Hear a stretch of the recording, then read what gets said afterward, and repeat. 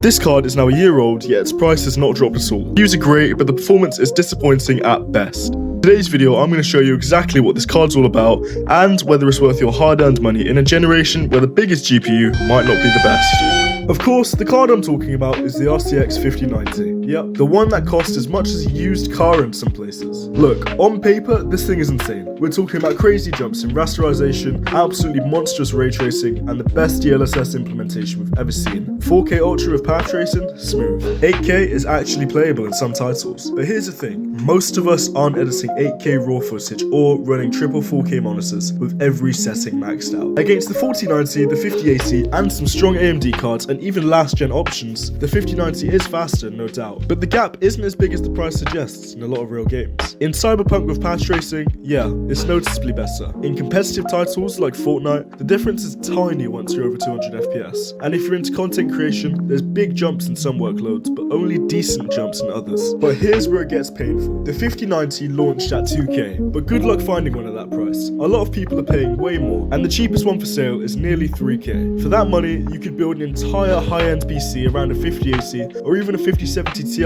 and still have cash left over. Or go AMD and get ridiculous VRAM and greater raster performance for less. Is the 5090 worth it if money is literally no object? Sure, but for 95% of gamers, we have to talk about value. Well, your first option is the RTX 5080. This is probably the smartest buy for most people right now. You lose some performance, especially in heavy ray tracing, but you save a ton of money. In a lot of games, the difference is under 20 to 25%, and the price difference, that's a lot of extra storage or a better monitor for the amount you're paying. Option 2 is previous gen, but it's a used 4090. If you can find a good used 4090, it's still an absolute beast in 2026. The 5090 beats it, but not by enough to justify upgrading it if you already have one. Your third option is the AMD Radeon RX 7900 XTX. AMD has been cooking with rasterization and VRAM. If you don't care about the absolute best ray tracing or DLSS, you can get similar or better frames in many titles for significantly less money. Plus, FSR has improved a lot. And your fourth option, a strong 5070 or 7800 series card, a nice OLED monitor, and some extra RAM, all for the price of one 5090. So is the 5090 overrated? Well, it depends on your definition. Technically, no, it's the fastest GPU you can buy right now, and it does some things nothing else can. But for the average gamer or even most enthusiasts, yes, it's pretty overrated. The law of diminishing returns is hitting extremely hard this generation.